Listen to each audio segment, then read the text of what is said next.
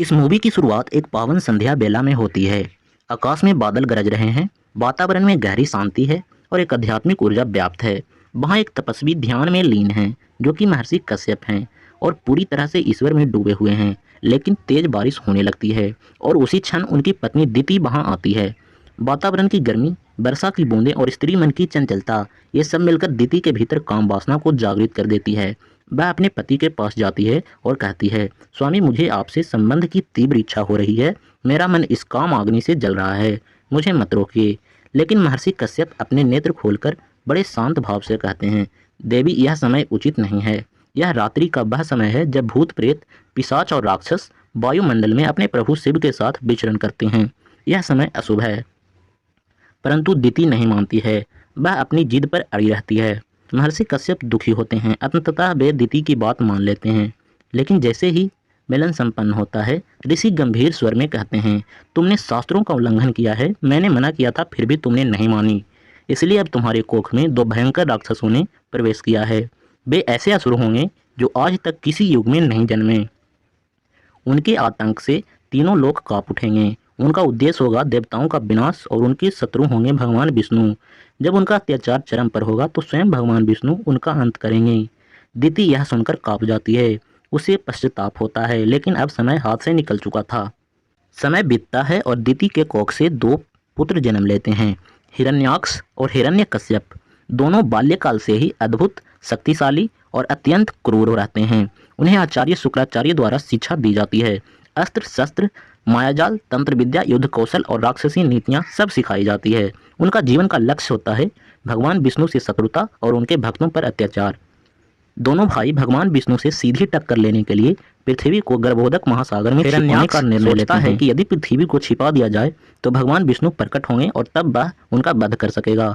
पृथ्वी जल में डूब जाती है। देवता कांप जाते हैं। वे ब्रह्मा जी के पास जाते हैं और प्रार्थना करते हैं कि प्रभु कुछ कीजिए।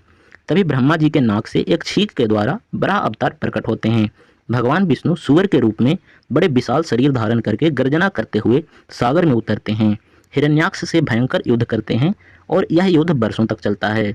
अंततः भगवान विष्णु हिरण्याक्ष का वध करके पृथ्वी माता को अपने दंतों पर उठाकर ऊपर ले आते हैं। सभी देव उनका स्वागत करते हैं और पृथ्वी बच जाती है। अपने भाई की मृत्यु को सुनकर हिरण्यकश्यप का क्रोध ज्वालामुखी बनकर फूट पड़ता है। उसके गुरु शुक्राचार्य बताते हैं कि अगर भगवान विष्णु से भिड़ना है तो पहले अमरता का वरदान चाहिए। हिरण्यकश्यप महेंद्र पर्वत पर जाकर कठिन तपस्या करता है। अंत में ब्रह्मा जी प्रकट होते हैं और वरदान मांगने को कहते हैं। हिरण्यकश्यप कहता है, न मुझे कोई मनुष्य मारे, न जानवर, न दिन में और न रात में, न घर के अंदर और न ही बाहर वो मर पाए।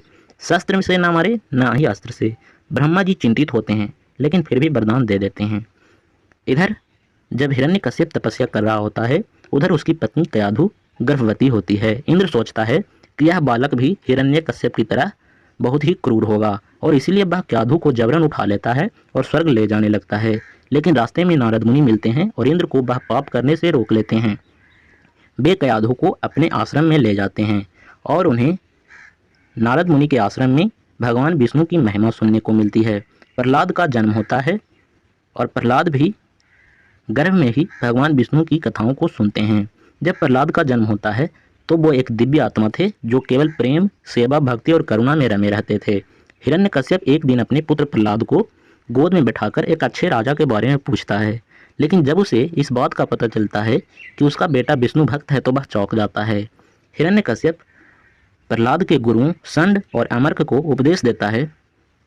आदेश देता है कि वह प्रहलाद को यह सिखाए कि हिरण्यकश्यप ही भगवान है और विष्णु को वह भूल जाए।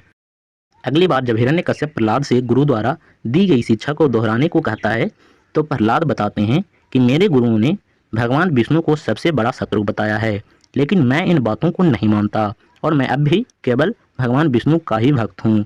यह सुनकर हिरण्यकश्यप क्रोध में आकर प्रहलाद को मृत्यु दंड देता है। कई राक्षस एक साथ प्रहलाद पर हमला करते हैं, लेकिन भगवान विष्णु की कृपा से प्रहलाद बच जाते हैं और सभी असुर नष्ट हो जाते हैं। फिर हिरण्यकश्यप प्रहलाद को हाथियों से कुचलवाने का आदेश देता है, लेकिन हाथियों ने भी भगवान विष्णु की कृपा से प्रहलाद को नहीं कुचला और उनके सामने अपने सिर झुकाकर प्रणाम किया। फिर हिरण्यकश्यप प्रहलाद को पर्वत से नीचे फेंकने का आदेश देता है, लेकिन इस बार भी भगवान विष्णु प्रहलाद को बचा लेते हैं और प्रहलाद पर्वत के नीचे भगवान की स्तुति करते हुए मिलते हैं। हिरण्यकश्यप सांपों से बिच्छुओं से प्रहलाद को कटवाने की कोशिश करता है, लेकिन भगवान विष्णु हर बार अपने भक्त की रक्षा करते हैं। अंत में हिरण्यकश्यप अपनी बहन होलिका के पास जाता है और प्रार्थना करता है कि वह प्रहलाद को जलती हुई चिता में लेकर बैठ जाए। होलिका को वरदान प्राप्त था कि वह अग्नि से नहीं जलेगी, लेकिन भगवान की लीला देखिए, होलिका आग में जलकर भस्म हो जाती है, जबकि प्रहलाद सुरक्षित बाहर निकल जाते हैं। अगली बार हिरण्यकश्यप प्रहलाद को समुद्र में फेंकवा देता है, लेकिन इस बार भी भगवान विष्णु उन्हें बचा लेते हैं और प्रहलाद को दर्शन देकर अनंत काल की भक्ति का वरदान देते हैं। जब प्रहलाद वापस आते हैं तो उनका पिता हिरण्यकश्यप अत्यंत क्रोधित होता है और प्रहलाद को चुनौती देता है, जो भगवान विष्णु बार बार तेरी रक्षा कर रहे हैं, वे मेरे सामने क्यों नहीं आते?